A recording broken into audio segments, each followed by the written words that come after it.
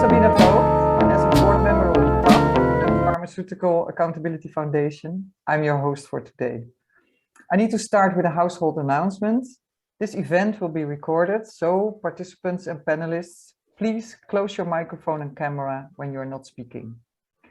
Today, in the Making Pharma Fair webinar, we will present and discuss the guidelines for responsible pharmaceutical behavior. First slide. That's the Pharmaceutical Accountability Foundation. We host this webinar, and for people that don't know us yet, PAF has been founded in 2018, and we aim to ensure that medicines and medical technologies are available, affordable, and accessible to everyone. Next slide. Our work is based on human rights to health and to access to medicines. To reach our goal, we inform the public and we make use of legal strategies holding pharmaceutical companies to account. As you might remember, during the COVID-19 pandemic, the Pharmaceutical Accountability Foundation has been monitoring how pharmaceutical companies were performing according to international human rights principles in our Good COVID-19 Company Practices Project, GCCP. We scored pharmaceutical producers with the aim to maximize the transparency of COVID-19 medical products and equitable global access to them. We presented this scorecard at a webinar in October last year. And if you like, you can see the YouTube registration of that webinar via our website or via the link that we put in the chat right now. One of the questions that came up during that webinar was, are companies actually aware of what we ask from them based on their human rights responsibilities? What is it exactly that companies need to do to get a good score? We published an updated version of the scorecard on our website and our new guidelines for responsible pharmaceutical behavior, explaining for pharmaceutical companies how they can act responsibly in line with human rights principles. And today, we will discuss these guidelines and how they can be used. Next slide, please. The program for now is as follows. We will start with a presentation by Rosalind Turkey, the researcher for PAF, on the guidelines for responsible pharmaceutical behavior. Then, 3 international experts will each give a short presentation commenting on the guidelines, on how they can be enforced, and on links with human rights policy processes in the Netherlands and in the European Union. After that, the 3 experts will discuss the guidelines for responsible pharmaceutical behavior and how to make use of them. The whole event will take 1.5 hours. About 80 people registered for this webinar, coming from different countries and backgrounds, and we would like to get a better idea of who you are. So we will do a short poll now with 4 questions. There it is. Please have a look and tick and write, and we will tell you a bit later who you all are.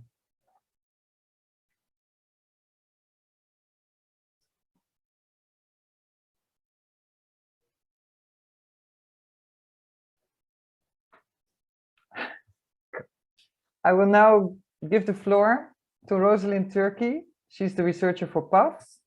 On the basis of the criteria in the GCCP scorecard, she has developed the guidelines for responsible pharmaceutical behavior, and she will tell you more about them now. Rosalind, you have the floor.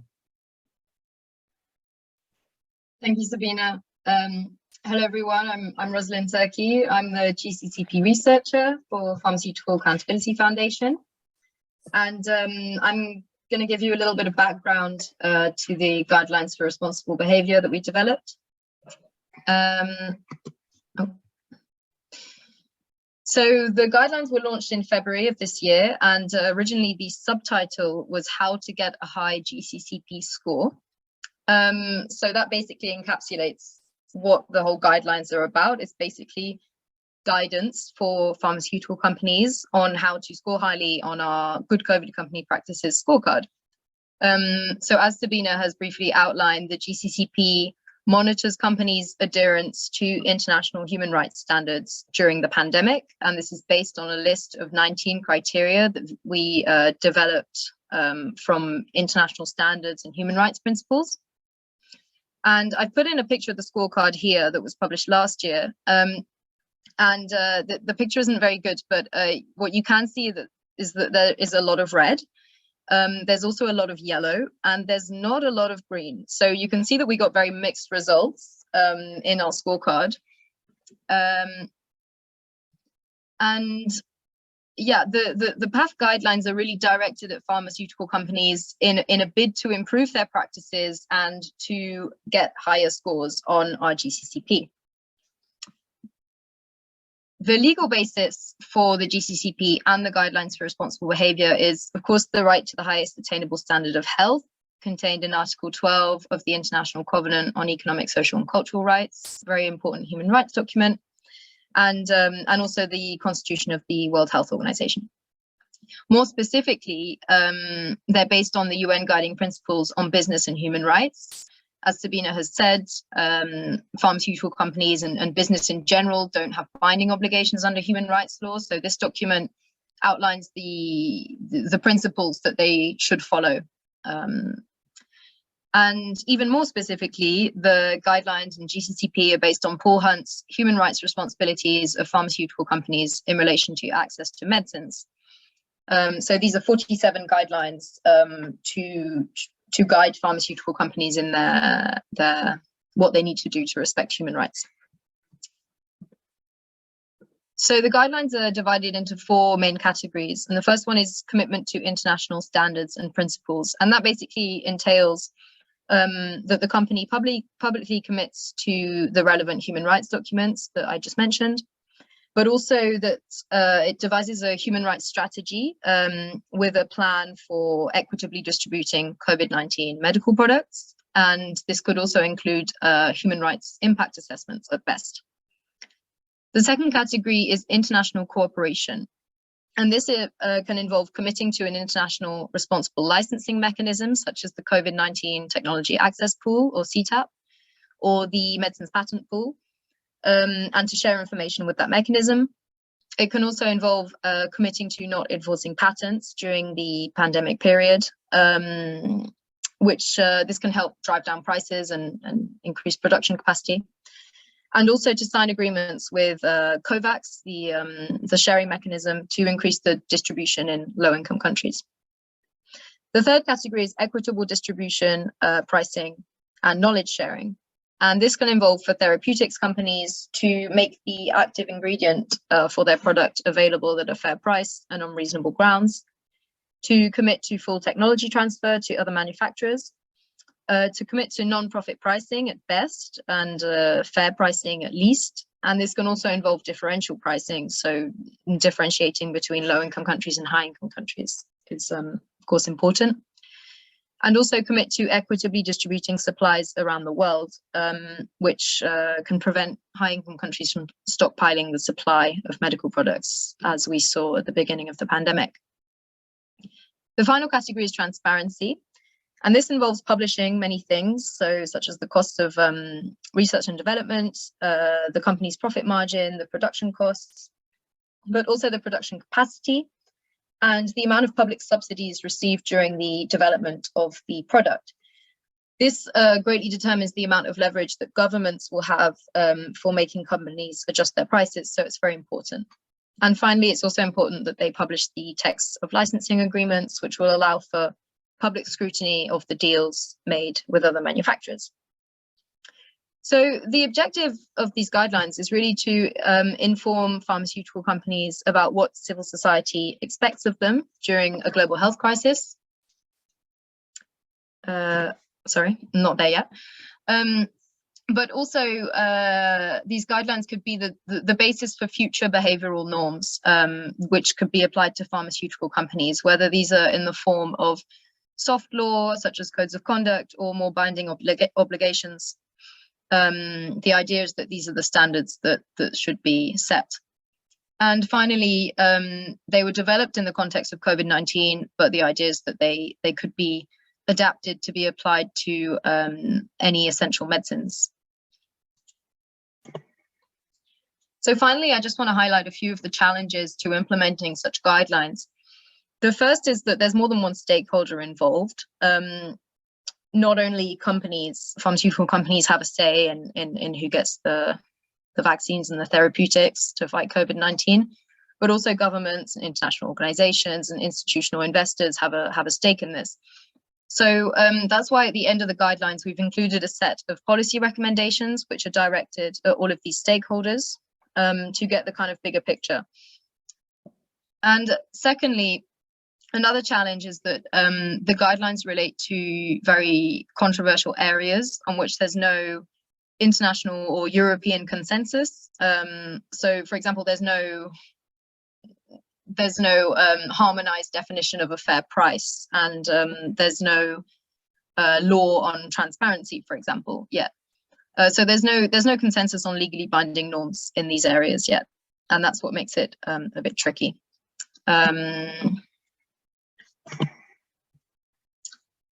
Okay, so finally, we at the Pharmaceutical Accountability Foundation,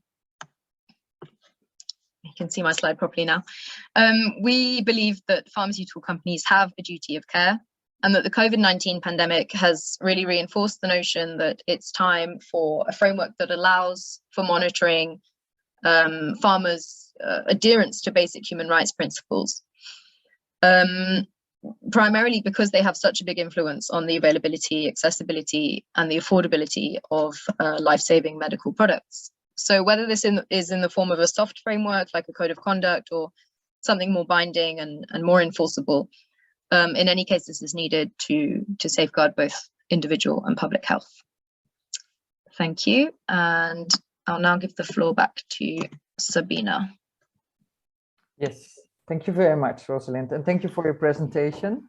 I've seen a few questions passed in the chat, but also answers. So I think all questions have been answered for now. I'm getting back to you on the poll. 80 people registered, 35 are actually here from different countries such as Norway, United States, Belgium, Ireland, India, Spain, and the Netherlands, of course. Half of the participants are NGOs, and then there are people doing research, there are students, there are government representatives, and even a few people from the business. Welcome to you all. Okay, next we will get a presentation by 3 experts. They each have 10 minutes, and after their presentations, there will be time for clarifying questions. If you have a question for clarification, please write them in the chat. We will try and answer them after the presentations, but as we see already, questions also get answered by other participants. Please feel free to do that too. We will start with Mr. Hans Hoggesell. He is a global expert on essential medicines, medicine policies and health systems in low and middle income countries. He retired as a WHO Director for Essential Medicines in May 2011, and he's a founding member of the Global Health Law Research Center in Groningen, which operates at the interface of international law and public health, and he was Professor of Global Health there until 2019. The work of Hans is especially relevant to GCCP, because he is a member of the advisory board of the Access to Medicine Foundation, which publishes the Access to Medicine Index. And he was a speaker in our webinar on the GCCP scorecard in October, and we're really happy to welcome him again. Hans, you have the floor. Well then, Sabina, thank you very much. Good afternoon, good morning, good evening to everybody. A few words. And not on behalf of WHO, as you can imagine, not on behalf of the Access to Medicine Index. That's my sort of history, but I'm speaking on behalf of myself. Sabina asked me let's go to the first slide, a few slides on human rights and a few slides on the Access to Medicine Index, just to help you see the thing in perspective. Human rights, I think I'm preaching to the converted, and yet I would like to say that basically human rights concern the relation between the state and the individual. That's already quite important. So that when we speak about human rights obligations of pharmaceutical companies, that's already sort of in the fringes of the human rights discussion. Not unimportant, but not at the core. Human rights basically lead to state obligations and individual entitlements. Now, they're all interdependent and interrelated. It's very difficult to respect one human right and ignore another one. So here you see some of the main well-known human rights: right to life, right to liberty, security of the person, right to food, right to health, right to freedom for torture. I don't have to read all of it, but many of them are very much related. For example, right to health is very much linked to the right to health, and the right to be the boss of your own body, for example. Now, then all these ones are very much based on the principle of freedom from discrimination. Everybody is equal and should be treated equally, or, well, you can discuss about the equality and equity, but basically everybody is equal, and the end result should be that everybody has equal chances and equal opportunities. When we talk about rights, so we have human rights, and the state has duties. That basically means that when there is, so when we speak about rights, we speak about duties, but when we speak about duties, we demand accountability. So that is a very good point already made, that if we in the end talk about the duties by the pharmaceutical companies, then we also talk about accountability. And also what not many people realize is that the whole United Nations, very much a principal purpose of the United Nations is exactly the promotion of human rights. Next one. There are a lot of human rights instruments, legal treaties and things like that. Some of them focusing on the right to health. There's a short summary here was already mentioned. Health is a human right. That's part of the WHO Constitution and the Universal Declaration of 1948. Then the right to healthcare includes the right to emergency healthcare and health facilities, goods and services. That's in the International Covenant of 1966. I just want to check it yesterday, which is currently ratified by 172 countries out of the 190 something. So the 80% of countries have actually ratified. That basically means what's written in the right to in the covenant is legally binding to the countries according to international right. Then what it says about right to health is rather short. So there is a much longer paper called The Right to Facilities, Goods and Services. Includes the provision of essential drugs as defined. That's in the general comment number 14. Very much worth reading, written or adopted by the Human Rights Council in 2000, and gives a very highly authoritative explanation of what it means, these state obligations. It is highly authoritative, but not legally binding. I should make that clear. And then we have other documents which were already mentioned. Now, how can you summarize all of that? Basically, it says that state parties, that means states, governments that have signed, that have ratified these treaties, are an immediate obligation to guarantee that the right to health is exercised without discrimination. So whatever they do should be equally available to everybody in the country, and that concrete steps are taken towards full realization, knowing that not everything can be realized automatically and immediately, but there should be steps should be taken. You shouldn't go back. You should take steps over time, and they should be concrete and equally beneficial to everybody. And then now comes the difference between equality. If you treat everybody equal, everybody gets the same thing, but you want equity, and equity means you give more to the people that need more. So equity is a way to achieve equality in the end. Next one. Yes, well, there are the human rights instruments for pharmaceutical companies. They are authoritative, but they are not legally binding. So we have the United Nations Guiding Principles already mentioned, and the Human Rights Responsibilities, Paul Hunt's document, very, very valuable. But I should mention, it's not legally binding. It's very good to inform and for advocacy, not legally binding. Now, what I also would like to mention that the Access to Medicine Index, which many people I think are aware of, is largely based on number 2, on the human rights responsibilities. If you check, and especially the older versions of the index, they follow exactly all the things that Paul Hunt has sort of in his document, which also, by the way, was accepted by the United Nations, in his document as listed as responsibilities for the pharmaceutical companies are basically checked by the index. Next one. Now, Sabine also asked me to give you a few, I'll give you 4 graphs, and then I stop with the graphs. The Access to Medicine Index has been there for the last 12 years. It started in 2008. The first good one was in 2010. And here there are some things, and I'm not going to say that everything is honky-dory and that industry is doing so well. But some industries do, and there is really some impact. This is from a report, which I can very much recommend you to read, published in 2019, I think, of 10 years impact, longitudinal impacts of all these indexes, and you see things changing. Here you see, for example, about board level management and board level responsibilities for access in low and middle income countries. And you see that most of the 20 companies checked by the index, of course, all of them have now some form of board level responsibility. But you see in the dark red that increasingly there is direct board level responsibility. That basically means one board member is specifically responsible for access. You see that now in more than half the companies. Next one. Also, this is one on, I think the index is very good in analyzing the research pipeline. This is the early stage pipeline for neglected tropical diseases. And here you see that the number of early, as I say, development of NTD new medicines is really increasing over time. And more of them moving to late stage development. That means just before clinical testing. Next one. A third good news graph is about whether the companies are disclosing the patent status. And publicly disclosing patent status has become the new industry standard. You see here now that it was nothing in 2014. If I remember well, Glaxo, I think, was the first one, but I'm not totally sure.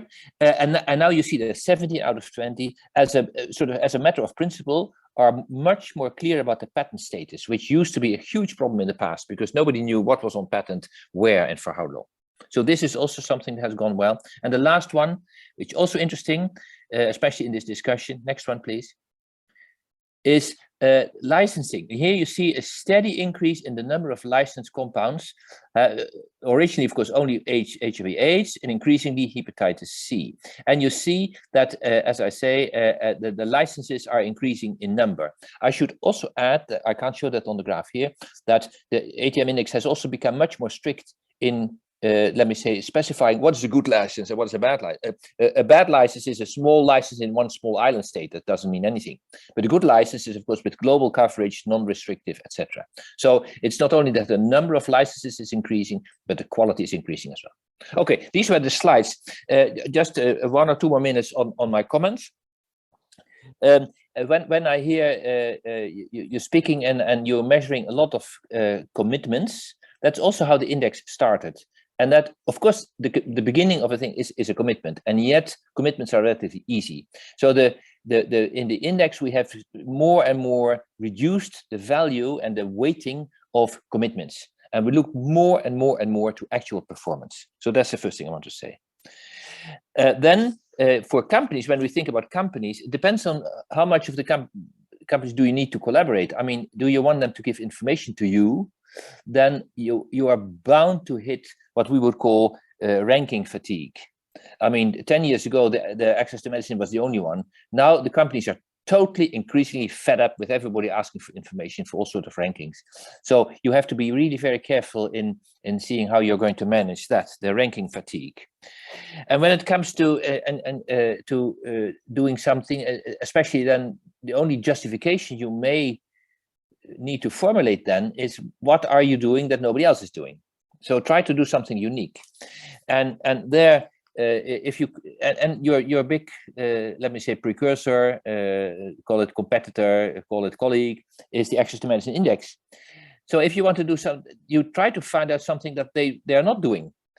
That basically means, so you would have to go beyond the originators. And also you can, so the Access to Medicine Index is very, very strong in working with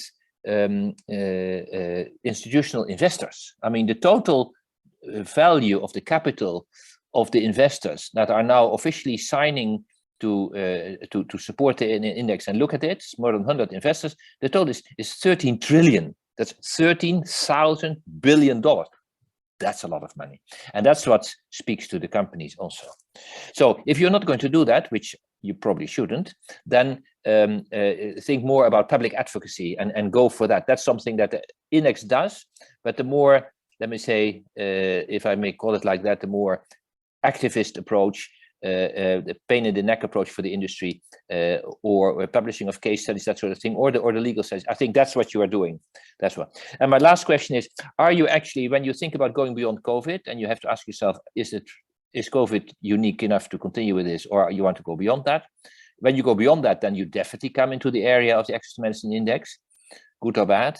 And then you have to think for yourself, now, are you, when you talk about access to medicine in general, are you talking about new medicines, or are you talking about existing medicines? In other words, are you talking about R&D companies, or are you talking about, let me say, biosimilars, generics, and all that sort of stuff, which in my opinion there's still so many problems with lack of access to existing medicines that's good enough as a topic as well.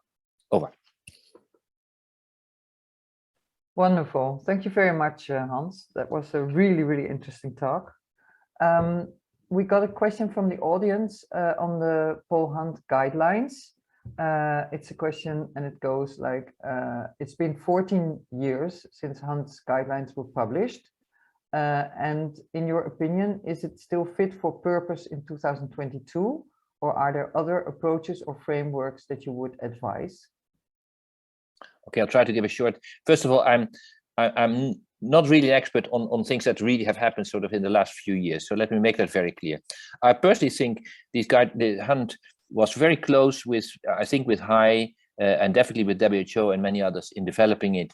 And I think it very well was able to catch what was important at the time. I also think that the thinking of access to essential medicines as part of the right to health was really developing in the years 2004 to 2010, and Jaume will confirm that because he was also part of that. So I basically think it's still good enough because afterwards, I mean, the goal has not been achieved. So I think as a principle and as a description of what is that, if all that is being achieved, we have done a lot. Let's put it like this. Okay, thank you very much. Okay, we'll get to the next speaker, and that will be Ella Weggen from the Dutch foundation WEMOS. Ella has studied political science and public international law in Amsterdam, and she has extended experience in influencing policies of the Dutch government, the European Union, and the World Health Organization on global health issues. In the past, she worked at the Political Affairs Department of Amnesty International in the Netherlands and for the European Parliament in Brussels. She is now Senior Global Health Advocate focusing on the realization of equitable access to affordable medicines and other medical technologies worldwide. She coordinates the international consortium COVID-19 Innovations for All, known as CIFA, that encourages the sharing of intellectual property rights, know-how, and technology needed for the production of medical products against COVID-19, such as vaccines and medicines. Ella, you have the floor. Thank you very much, Sabine, and good afternoon or good morning to everyone here present. It's a great honor to be speaking here today. The question to me was to respond to the guidelines for responsible pharmaceutical behavior during COVID-19. So this is what I would like to do. Firstly, go through them one by one, or the recommendations that have been written down. I think it's an excellent piece of work by Pharmaceutical Accountability Foundation, looking at different aspects that pharmaceutical companies should abide by. I think Mr. Hoggesell gave a great presentation on human rights obligations, so I'll leave that part for now. But I think the international cooperation efforts are most interesting, and this is one of the topics that our consortium COVID Innovations for All is focusing on as well. The sharing of data and knowledge and IP, which we think is crucial in getting out of this pandemic, but in general to get away from some of the flaws in the system as we have it now. Some of the reasons why not enough people have access to medicines, also other essential medicines. So discussed have been the medicines patent pool and the COVID-19 technology access pool, where licensing agreements have been been made, like 3 in total now, but they mean a lot. It means that generic companies in low and middle income countries where these institutions work with can produce. So I think this is an excellent recommendation for companies, and we really hope that vaccine makers will be doing this as well, because so far we've only seen one diagnostic and 2 pills, antiretrovirals, being shared. So I think the aim for the future should be the access to vaccines, because that is one of the crucial parts, of course, to end this pandemic, also in low and middle income countries. Then commit to equitable distribution, pricing, and knowledge sharing. the last part is about transparency, and I think this is a really important part as well. Transparency is key, and this has been shown by the World Health Organization as well. Several years ago, a resolution was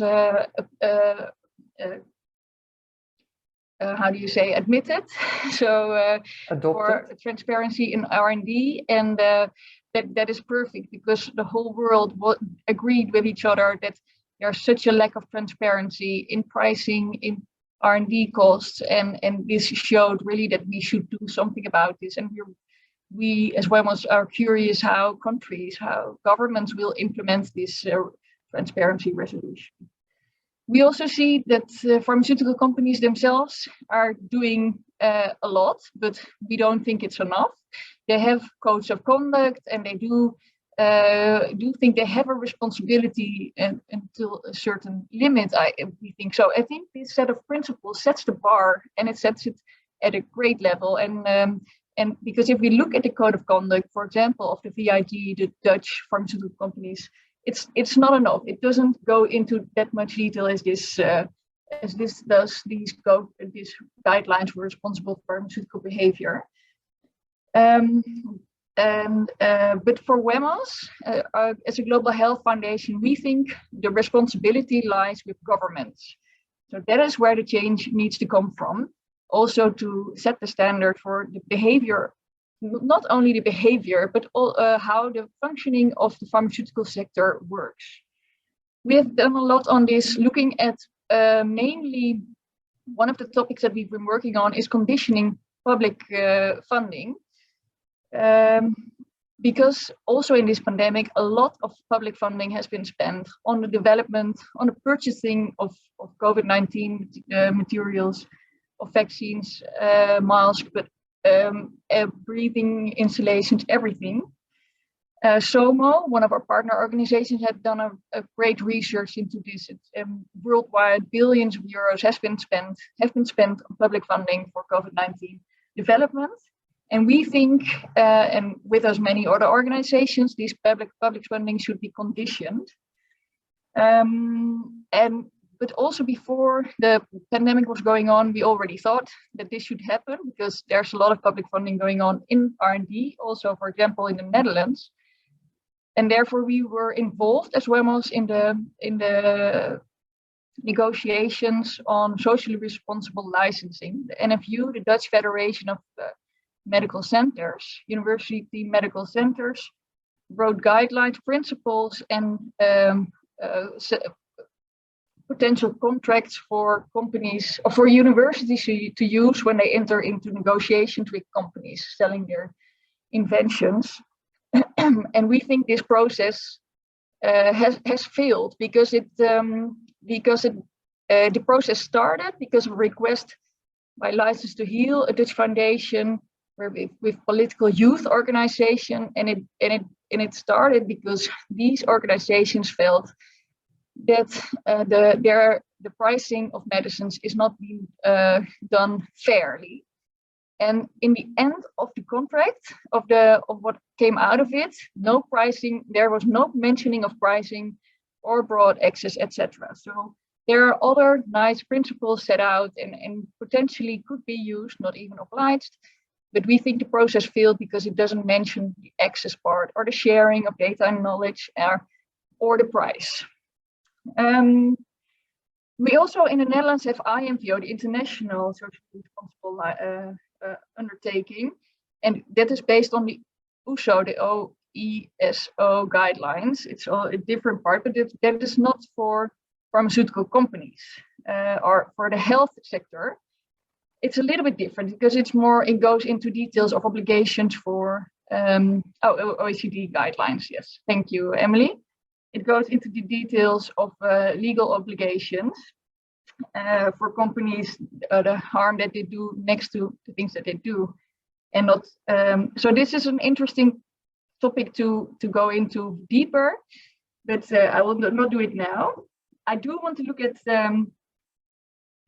one example of public funding, which I mentioned before. It's HERA.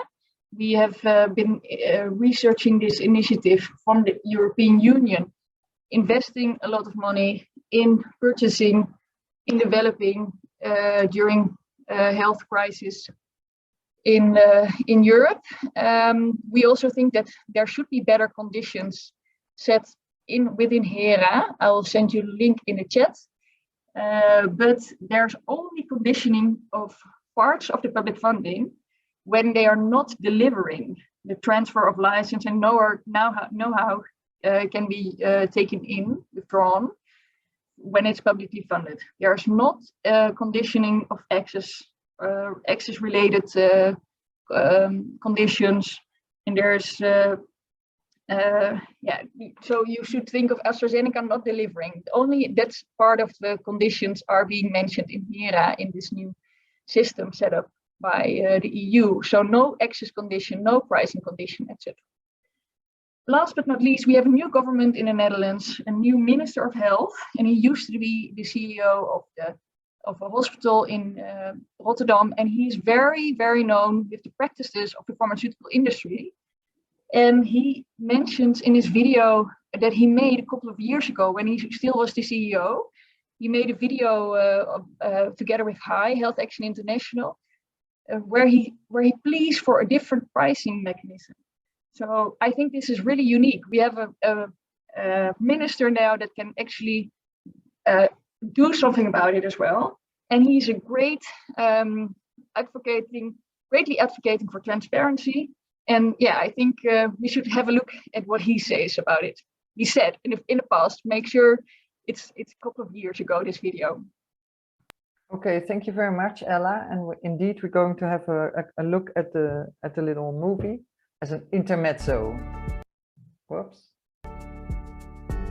Voor het Erasmus MC SEC is in de afgelopen jaren de uitgave aan dure medicijnen is in een periode van 7 jaar gegroeid met ongeveer 80%. Van 100 miljoen naar 180 miljoen op jaarbasis. Alleen voor het Erasmus MC. Het gevolg van deze snelle groei in kosten voor dure medicatie is dat het eigenlijk andere uitgaven onmogelijk maakt. Dat het groei op andere terreinen gek genoeg cannibaliseert. Het betekent dat je ruimte moet maken door te bezuinigen op bijvoorbeeld personeelskosten, uitgaven aan apparatuur en andere kosten.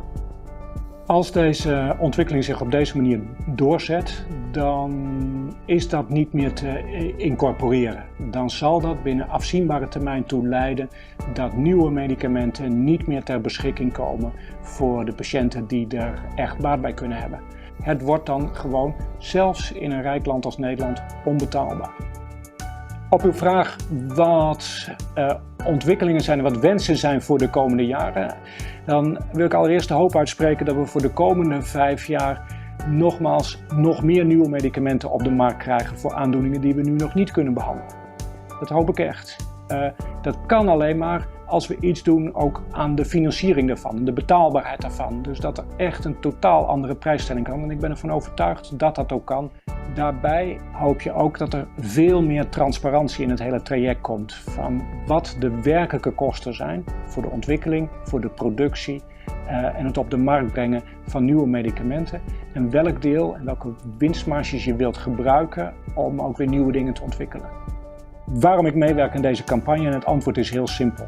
Omdat ik aan de ene kant zie wat de meerwaarde is van alles wat we tegenwoordig aan nieuwe mogelijkheden hebben, maar me echt zorgen maak over de betaalbaarheid en daarmee de toegankelijkheid al op de hele korte termijn.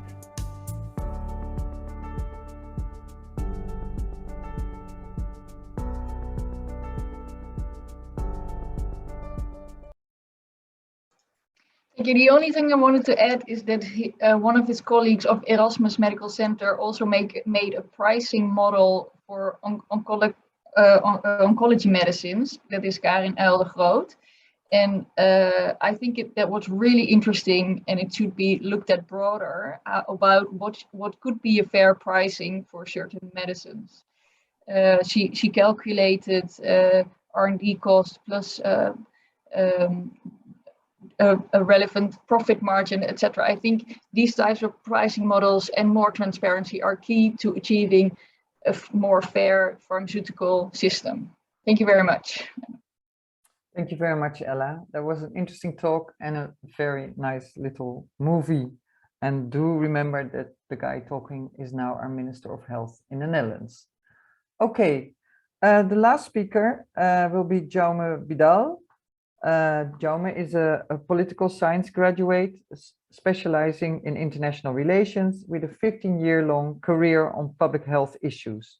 His particular area of interest is the intersection between intellectual property rights, innovation, access to health technologies, and human rights.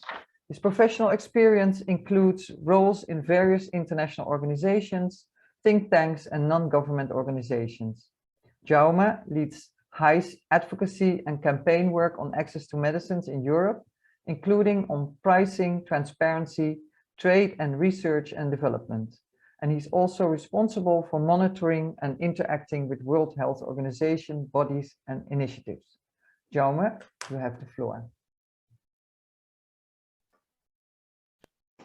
Thank you. And thank you to the Pharmaceutical Accountability Foundation for the invitation.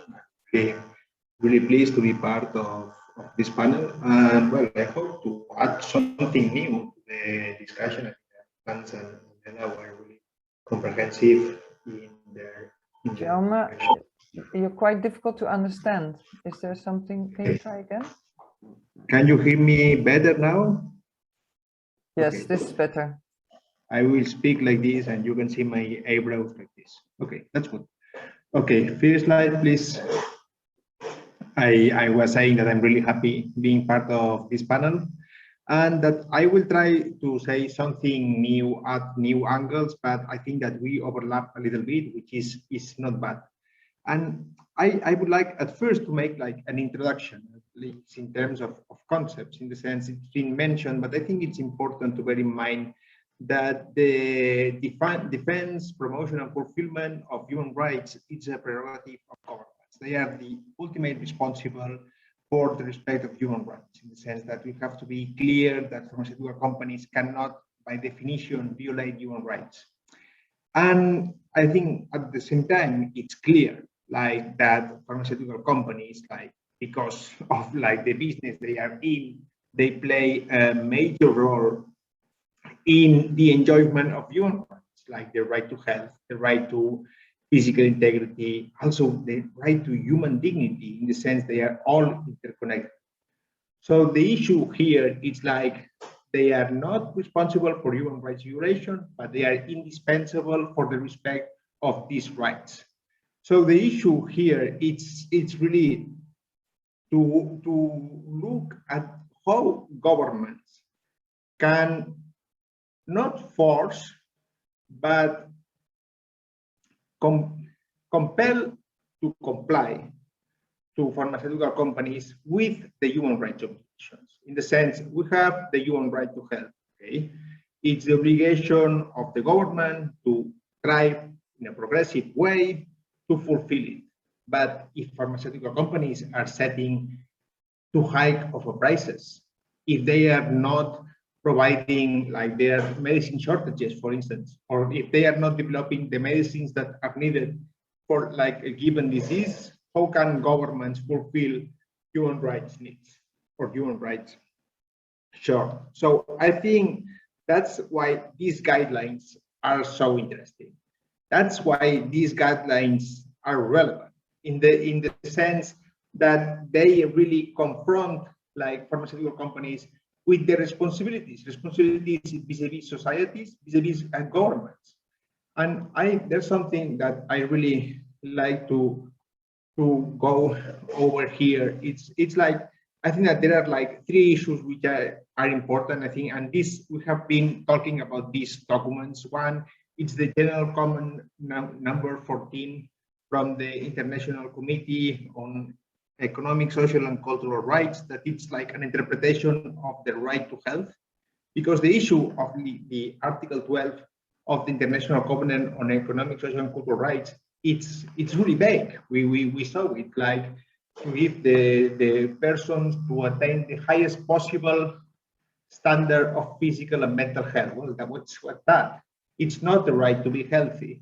So this document, it's important because it really specifies what it means. And what it's really interesting, it's like the role of governments in the sense that they have to act against any threat to the fulfillment of this right. You see, in the sense, even by private actors, in the sense there's a duty to protect. There's a duty to make sure that this right is respected. And here, I think it's part of the challenge also of these guidelines. It's like this legal framework. I mean, we are trying to influence the behavior of private actors for something that is responsibility of governments. So that's like the first challenge that we need to address, in the sense like human rights being only like a matter of government. We want pharmaceutical companies to also like follow or at least respect that.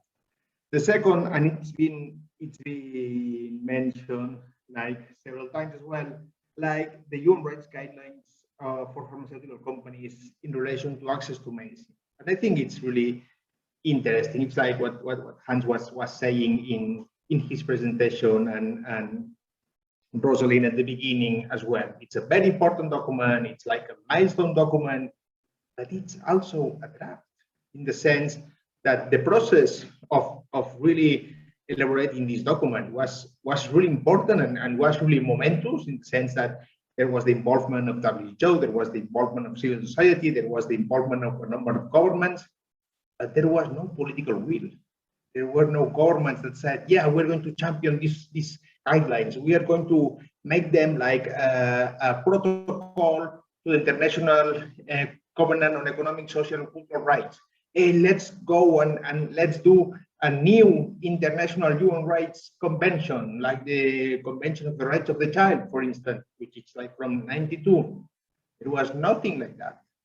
There was no support whatsoever for Burhan to make this text something with more teeth, something that could be enforceable seriously. And I think it's good what Hans was saying, that the Access to Medicines Index really uses like the guidelines to really measure and assess like the performance of pharmaceutical companies. It's a good use, but the thing is, like, we have to go beyond that.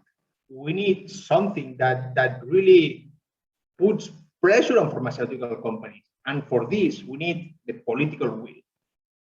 I think it's very interesting what Ella was mentioning as well, in the sense how there are like some attempts at the Organization for Economic Development, also the European Union level, trying to sort of control, even curtail like the activities of transnational corporations. But there is a process that has been going on for at least 6 years, that it's like to draft a legally binding instrument to regulate the activities of transnational corporations. And that includes pharmaceutical companies. And that would include like some of the actions that are really looked at in these guidelines. We're talking transparency, we are talking prices, we are talking intellectual property protection policy as well. And I think that this depends a lot on the mobilization of civil society, in the sense that it's the mobilization of like civil society that brings about the political will that allows us to change the legal framework. And I think it's very interesting that we look at the processes, like some of the processes here in the Netherlands and elsewhere. You see like the licensing principles in the Netherlands, or the global strategy for public health, innovation, intellectual property at the global level. And we see that we start these processes with plenty of hopes, and then the process goes on, and the result, it's always difficult to stomach that what had so much potential at the end, it's so disappointing. But that doesn't mean that we shouldn't keep on trying, in the sense that I totally agree with Ella, like the change will come with governments. And next slide, will come when we have people like the current health minister. Really, we can say like that in a way he's one of us, you see.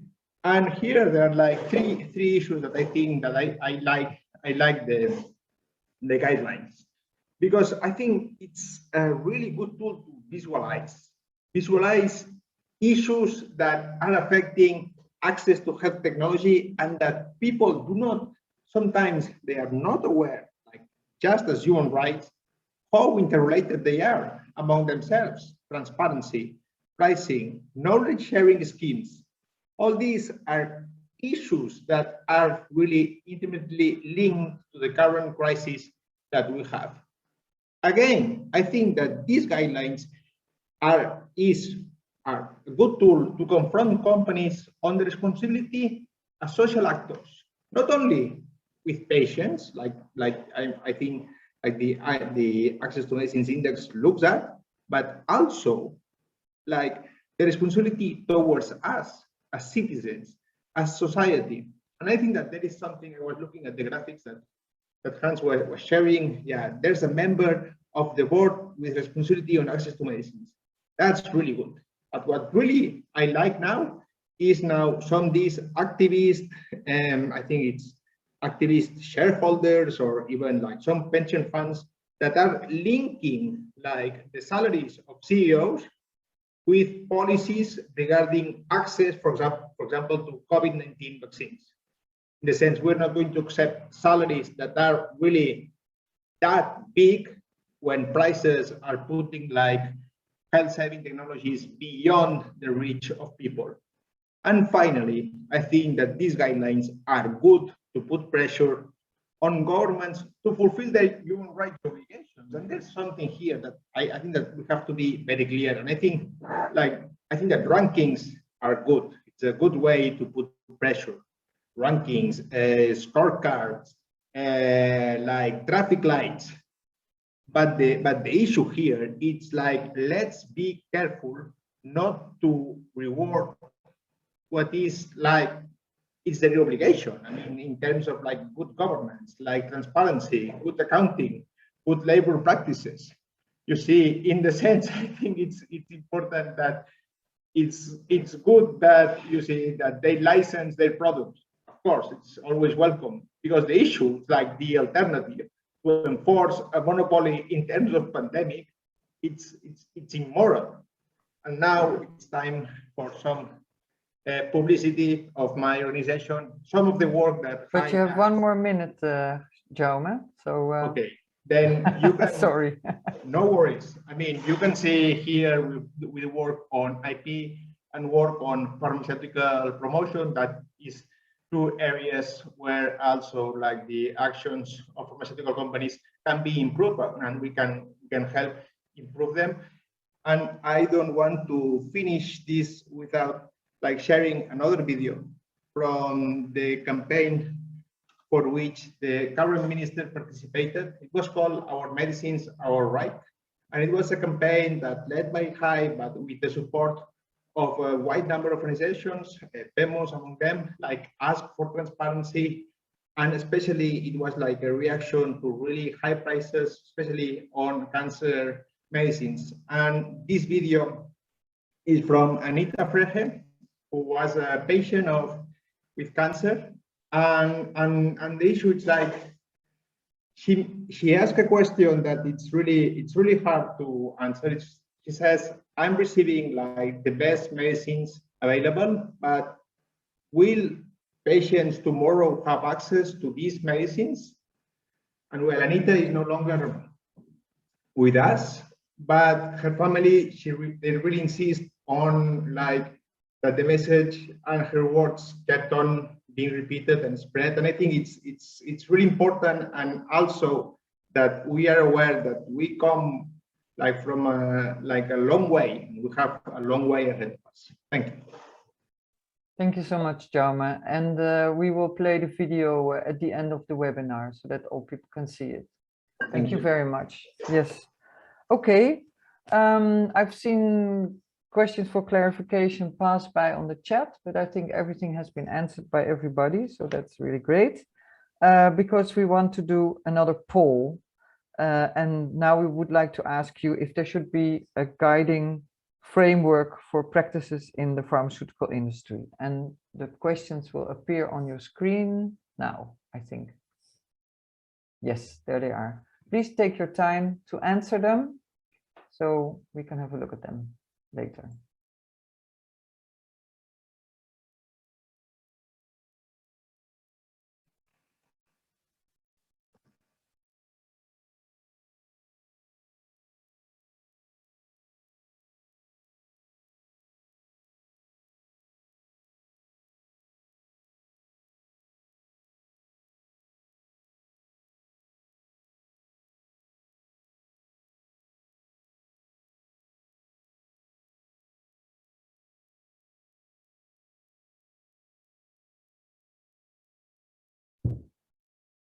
Okay, I hope everybody had the time to fill in the poll.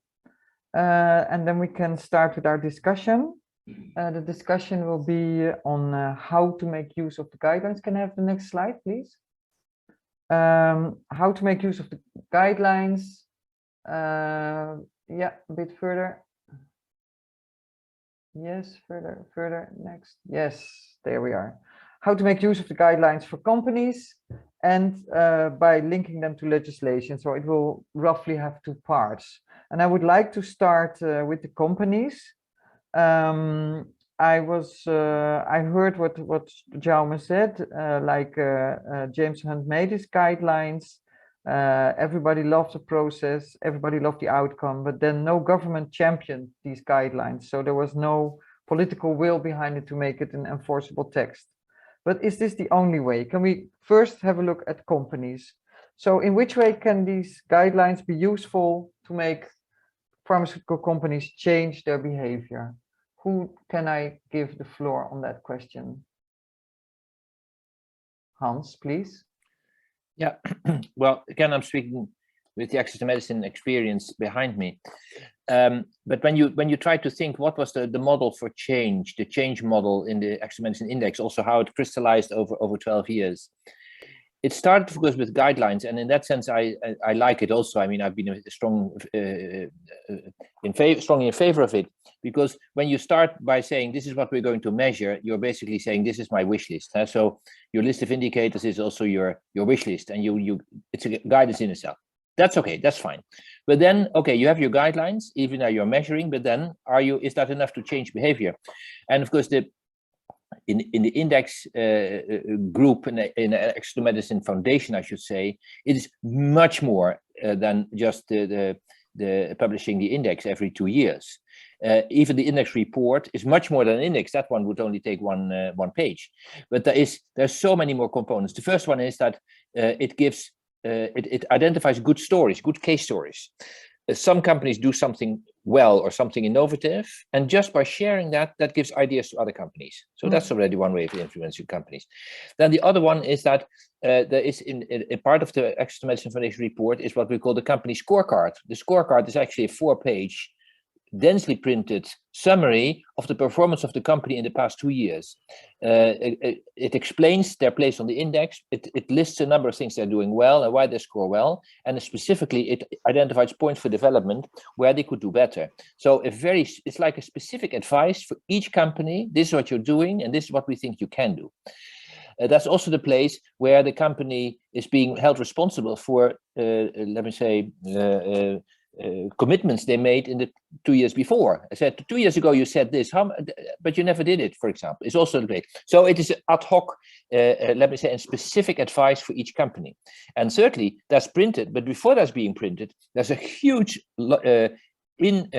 direct contact between the research team and each of the companies. Each of them get explanatory meetings, preparatory meetings. This is going to come long before the index is published. The companies know exactly already where they stand and get the chance to check on the facts, but also to check on what can we do to make it better, etc. So these are just some of the ways where to show that it's just more than making a list of a wish list and doing a ranking. It's a huge lot of adapted and personal contact and as I say, good ideas for the rest. So that's basically to indicate there's much more can be done. And this is really what changes the companies. In the end, there was a big study on the impact recently again, where an external company was trying to or consultancy was trying to find out how is it now that the index works. And you see that a lot of these sort of things and a lot of the personal contacts actually make companies change. Over. Thank you very much, Hans. Jaume or Ella, do you want to comment on that? Yeah, I think it's interesting something that Hans said, that it's like what he said, what you said like 2 years ago and what you are doing now. See, being able to look at the track record, I do believe that's important, but also what I really believe it's really this constant dialogue. In the sense, you see sometimes, not very often, but it happens that we sit down with some pharmaceutical companies because we issued a report and they're interested in talking about that. And we are not in agreement and we're not going to convince each other, but we talk and we try to listen. And I think that's like also a fundamental part. And that's why I have to say that it's a pity that we are, well, that because of the holidays, no industry representatives can be at the panel with us today. That's unfortunate. But at the same time, I think it's really also like we have to get into the mood of like holding companies accountable and companies like providing the explanation, not in an accusatory way, but as part of the due diligence. You see, in the sense, I think it's very clear now that companies have really access policies that are far more sophisticated than they were like 15 years ago. And I think even like the licensing strategies. So I think that we have to really up our game to follow this. Thank you. Thank you very much. Pharmaceutical associations often have a code of ethics. Do you think the guidelines or the guidelines for responsible behavior should be incorporated into these code of ethics? What do you think, Ella? Thank you, Sabina. Yes, well, if it's up to me, of course, yes, it should be incorporated. These are like standards set by not the companies, by not the pharmaceutical industry themselves, but more general standards that are used to look at the functioning and human rights obligations of pharmaceutical companies. So yes, I do think they should be looked at, and therefore I think it's really great that the Pharmaceutical Accountability Foundation have drafted this. And going into your first question, one of the most important things how companies can change, I think it's by awareness. Organizations such as Pharmaceutical Accountability Foundation raise awareness in the media, in the news, in the newspapers, wherever, about the wrongdoings of companies and where they can do better, because we don't accept the fact that there's only a limited amount of people, for example, vaccinated in Africa, because the pandemic is not over until it's over for all of us across the globe. And that we should do something about it. We as human beings have an obligation, and we therefore think it's important that organizations such as Pharmaceutical Accountability Foundation raise awareness about the wrongdoings and where they can do better. So there should be standards, and it should be out there for governments to know, for companies to know, for the broader public to know what is going wrong and where can it go better. So yeah, we should look at this: the human rights obligation, the transparency, the conditioning public funding, the sharing of data and knowledge and IP to improve the functioning of the system at the moment. Thank you, Ella. Do Hans or Jaume want to say something about that too? Yes, Hans?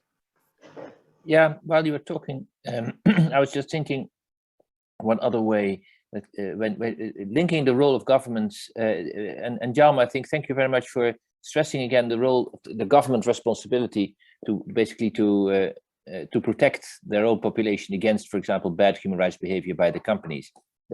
And that sort of thing, I'm just trying to think, could perhaps also be part of the 5-yearly human rights report that every country has to prepare for the Human Rights Council. And the strength of that report is that it is not only the government report, which can be quite flattering, but it also allows for parallel reports and CSO reports on the same country being discussed at the same time. So when in one way or another, the standard reporting format for these country reports, basically done by governments, would include a chapter on how do you deal with your pharmaceutical companies, that may help. Now, of course, I don't want to be naive, and of course, many companies would be transnational and very difficult to catch. And yet, you could, for example, say, okay, now what is the government doing about excessive pricing in their own country as a way of protecting people for human rights abuses by high prices, for example? Maybe in the end, you see, there's not one thing that needs to be done. There may be all sorts of small things to be done, because the fact, if it is part of the standard reporting, it basically makes governments more aware. And that links to something that we have been thinking, that Richard Lang has been saying so many times. It's good to have an index for companies. We should have an index for countries as well, because some governments basically can do much better than they do, and they don't for one reason or another. So, and sort of, I don't think we should go for country ranking, but let me say obligatory standard reporting and somebody defining what's exactly what you want the governments to report on what they did with the pharmaceutical companies may also be one way forward. Over. Thank you. Jaume? Just one comment about like the ethical guidelines or rules of conduct that pharmaceutical companies sometimes they have. I think that the issue here is really we have to, but what I was saying in my presentation, in the sense I do not believe like in an instrument that like, well, it's like self-regulation doesn't work. You see, in the sense, even when it comes to ethics or really like supply chain, I think you need someone external. And I think that really like what Ella and Hans, they are both saying there's a connection. I think it's very good, this idea of like holding governments accountable for how they really control their pharmaceutical companies or they behave vis-a-vis pharmaceutical companies. But we can also do how do they behave vis-a-vis global health, in the sense, like while the pandemic was raging, like European Union member states were hoarding vaccines. There's like a this waiver discussion that has been going on for like a year now, and it's been blocked by European countries. I mean, and this has an effect on the human right to health of millions. So that's also, I think it's really interesting in the sense that it's like now we're looking at pharma companies, but clearly pharma companies are not like alone in the desert, and it's like an ecosystem where there are government, society, civil society, and other actors, which I think it's interesting to look at all of them. Thank you. I also have a question. We have been talking to representatives of the industry, of course, and they said things like, you have no idea how the industry works. These guidelines are not workable for us, industry. And when we were talking about access to medicines, they said, yeah, that's we have no influence on that, on how people can access our medicines. Or they even said the responsibility for that sits with the government. Yeah, I would like to know, do you agree with that? And if not, how can you respond to the industry to show them what their part of the responsibility is in this question? Who would like to say something on that?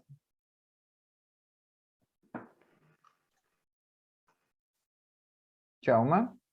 Yeah, I think that on prices, I think that's a really very interesting like statement. This one, no, we have nothing to do with prices. Yeah, it's true. It's the government that assigns the price, but it assigns the price following recommendation by the pharmaceutical company that it like rarely explains how they come with this number. They say, no, so we have invested so much in R&D. It's like what Ella was mentioning, the importance of transparency on R&D to get an idea. That's also what like the current minister is saying. I mean, we need transparency to get like an idea of the actual price has anything to do with the cost of producing these medicines. And here, I'm going to use my son. You see here, the pharmaceutical company is saying, we have nothing to do with this. It's like the government is allowing us to set these high prices, so it's not our fault. It's like, why? When my son asks me for 1 cookie, and then 3 more cookies, and I tell him, you're going to have a stomachache, and he has a stomachache, and he says, why you didn't stop me eating the cookies? So you see, it's my fault. You see, it's something really we love about it, but really, pharma companies, they have this idea that nothing is their fault, nothing is their responsibility. You see, well, yeah, there's something that it's their responsibility, it's their profits. With this, there's no discussion, it's theirs. Yeah. If I can add to that. Thank you, Jaume. I really agree on that. I think, especially if you look at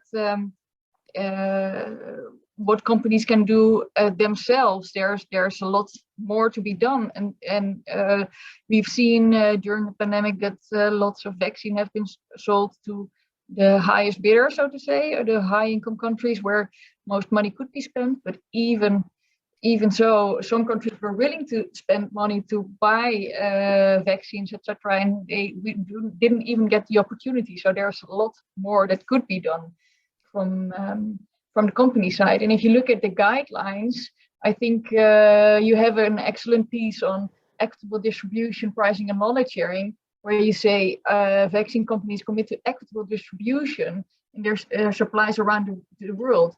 This could involve setting up an international quota system within the company, which would allocate certain numbers of doses to low and middle income countries and preventing high income countries from stockpiling. I think this is an excellent remark in which companies should take responsibility for.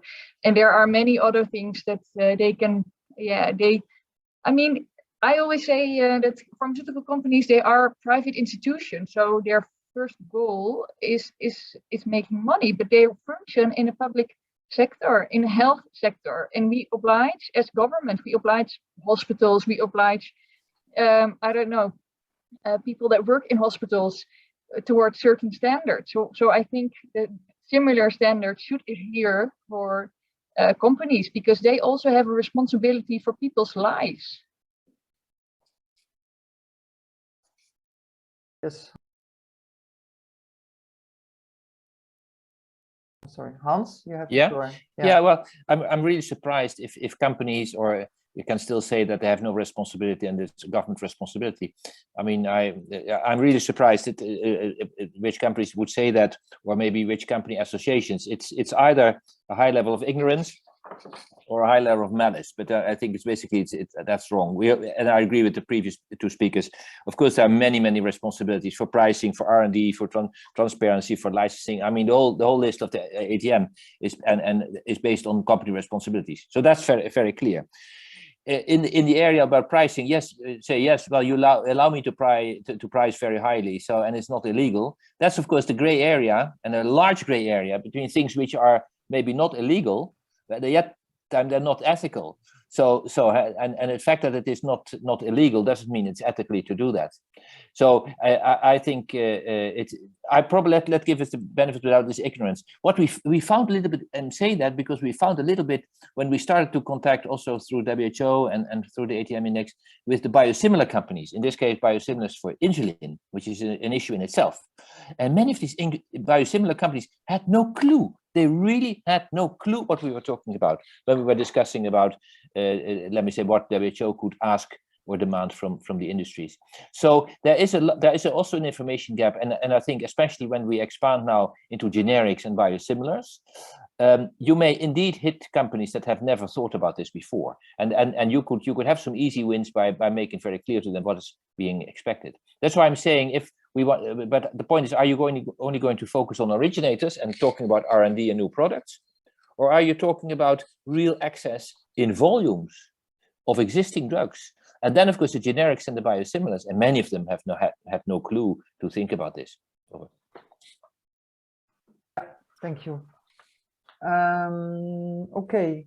Can we now go over to the role of the governments and also the if the guidelines can influence national law, for instance. Ella, can you say something about that? For instance, also maybe about licensing agreement or something in that order of elements. No, sorry. Can you say something about that, please? The role of the government, you mean, right? Yes. Yes. Yeah, well, I mentioned it during my presentation as well. I think the fact that we spend a lot of public funding in here means that there is an opportunity to condition this as well. We've seen that in this pandemic, the whole mRNA technique, 100% of the mRNA technique was publicly developed. So the whole technique comes from public institutions, and already that on itself shows how much public funding is going on and how important these public investments are for innovation around the world. So I think it's really good that governments spend so much money on development, but it gives them leverage as well to say, we want a broad access plan, we want the sharing of data, knowledge, IP, we want a fair price. You know, there's a whole range of things that we think of could be done with that. So yeah, we do think that governments have a responsibility and they have a leverage in that as well. And other than that, they make the rules. Huh? If we look at IP, intellectual property, it's not something that is a prerequisite. It only exists for, I think, a couple of decades. The WTO laws, the TRIPS laws. So the governments are able to, if it's not functioning properly, if it means that IP is withholding the fact that other companies around the world can produce similar products in order to increase production locally, to increase self-reliance, then governments should look at that. And at the moment with the TRIPS waiver, the proposal by South Africa and India, we see that governments in Europe are blocking this proposal, while over 100 countries in the southern hemisphere mostly, but also here, are in favor of it. And they say we do benefit from the fact if these IP laws IP rights will be waived. So I think, you know, looking at regulation, governments have an obligation. Looking at the public funding, yeah, and they have direct interaction with the company. So on several fields, yes, governments can do a lot, I think. The question is whether do governments have only interest in promoting business, in increasing their local manufacturers opportunities, or do they also see what can we do about the health of our own population, about the health globally? Because we've seen it's really important in these 2 years in the pandemic that you cannot only do things for yourself as your own country. Or do we only have a more focused, business-oriented focus?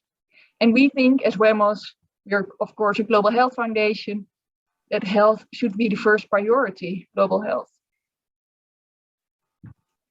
Thank you, Ella.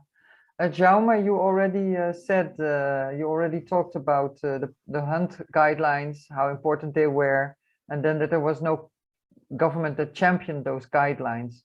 Do you see changes happening over the years? Because the guidelines are from 2008. So can you see maybe that something has changed? No, I mean, I try to be optimistic. The issue is like, you see, it's a matter of like cycles, in the sense we had 2007, 2008, we had like Brazil really like pushing the way with the global health, access to medicines, intellectual property in the service of health agenda. We had really like the Netherlands really active until like mid 2000s, and now we have South Africa and India with the waiver, like pushing it. It seems that we will have like, we are about to start a new process, but you don't see like governments really having access to medicines really high in the foreign policy agenda. That's a problem. And I think it's interesting, like what we were like talking just before, in the sense like what governments can do. And I think that Ella is right, like the idea of public return and regulation, that's really the issue. But there's also something that the Pharmaceutical Accountability Foundation has really, we have to say, excelled, that it's like the use of competition instruments and institutions. And I think that that's really interesting. And I think that you see, in a way, that shows like a new, I don't know, like a new strategy. You see what has happened with Levian, like the fines, how the European Union is also looking at this. Also, and it's like what Wilber is saying in the chat, no? In the sense, what is like the difference between high price and excessive price? But then there is like this nuance, and the devil is in the detail. And the issue is like, let's be clear, if we want government to take like the issue of access to medicine seriously, we have to like insert it in the political discussion. We have to make it part of the debate. We have to vote in, vote out on this topic, and we are still far from that. Okay, thank you, Jaume. And people who are curious about the work that PAF has been doing with the competition law, go to our website and look to our webinars called Power of Law, because there we have discussed all kinds of legal ways that have been used by different organizations. And one of the cases that is presented is the PAF work on the competition law. Okay, thank you for that remark. Okay, can we talk about implications of international human rights law in all this? Because I think it's a good moment to come back to that, please.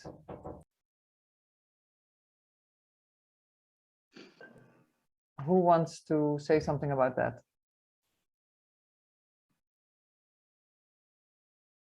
Yeah, I can, but I'm talking too much already.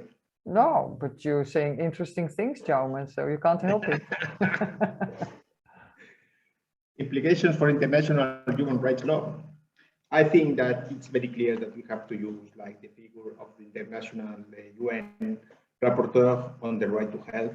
We have to use like the Human Rights Council is meeting like this week in Geneva. There was a resolution on access to vaccines last year. There's a resolution on access to medicines like periodically, and sometimes it has some interesting wording.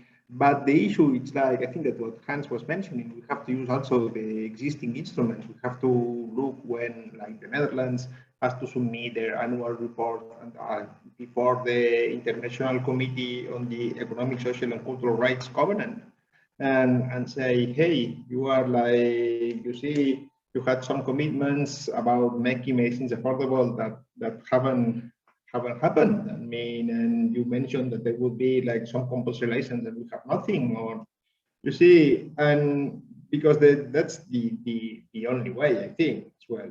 But also we have to be, at the same time, we have to be ready also to acknowledge when our governments do things right.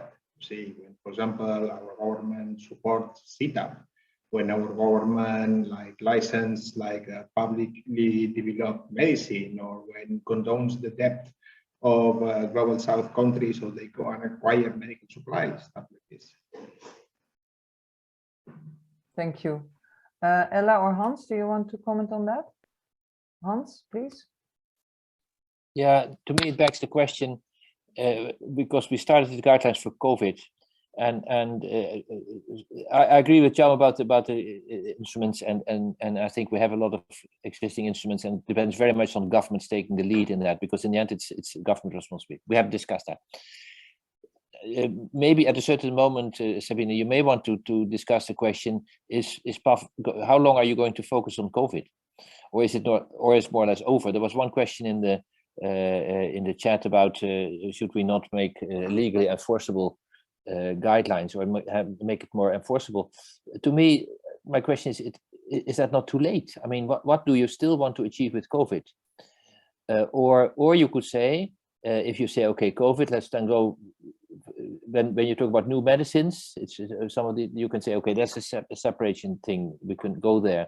But when you go for vaccines, you can say the key question is now, the remaining question is Africa. I mean, I checked this morning, Africa is 9% vaccinated.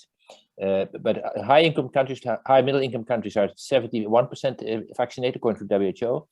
Lower middle income 45%, and least developed 11%. Okay, that's of course the big problem. And to do that, and also to cater for, and it was a big thing in the Lancet that even people who have been infected, and I think many people have had infected the Omicron. When you get them one vaccine, even one vaccination is really going to jack up their resistance and long-term resistance for the future. So even it remains necessary to have vaccinations in the lowest and least developed countries. Being increasing. Okay, now maybe if we now go to an annual vaccination or something like that, the net result is we need much more vaccine production in the lower and middle income countries. Now, and how are we going to achieve that? Is that going to fight? Because that is that worth fighting for? And then it comes to sharing of course the knowledge. Technically, I've been told it's not so difficult to produce them, but of course, and you can say, well, are the vaccines a public good or not? Now, the vaccines themselves are not a public good, because if you give it to one person, you can't give it to the next person. But the knowledge about vaccines is a public good. That's not competitive in the sense you can use it and somebody else can use it again without the first person losing something.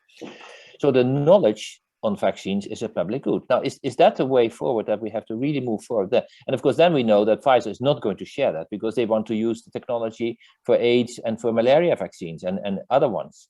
So that's where you add the resistance there. But the long-term goal should be a lot of vaccine, because we learned always that the global vaccine production capacity was 1.5, maybe 1 billion doses per year. That was up to 4 years ago. That was the maximum. Now I think we are up to 8 billion doses per year, which is really good. If you really want to vaccinate the world sort of on a regular basis, I think Tedros has said you need 11 or 12 billion dollars. So you can really achieve that and make it cheaply by having production in low-income countries. Now, is that the thing we should fight for? Over. Wow, lots of questions, Hans, in the last minute of our webinar. Okay, sorry about that. Don't worry, don't worry. That. I think we can take the questions home and think about them, and maybe have another webinar on these issues, because they are very relevant questions, I think, and also something that we need to think about inside PAF. So yeah, this is the end of the webinar, and I think it's really important to realize that pharmaceutical companies are private companies, but they work in a public sector, and that comes with responsibilities. Transparency is really important, and ranking and scoring gives more transparency on the behavior of companies, but it also gives a basis to talk to them, and I think that's really important. And ranking and scoring also helps with raising awareness about behavior of companies for the public and the companies themselves and governments. And then we can also discuss how it can go better. There is a big role for governments. We need political will to make regulations on intellectual property rights, for instance, but also on competition and on public funding. Okay. This is nearly the end of the webinar. A link of the YouTube version of this webinar will be posted to you and can also be found on our website. And while you are on our website, please consider if you want to express your support to us and/or receive our newsletter. And this being said, I want to thank the panelists again for sharing their thoughts and ideas. And I say thank you to the audience for participating in our event. And thank you to our sponsor, Unit 8, who made this webinar possible. We will play the clip that Xiaome was referring to. And for now, I will say good afternoon, good evening, and good morning, and goodbye. Thank you.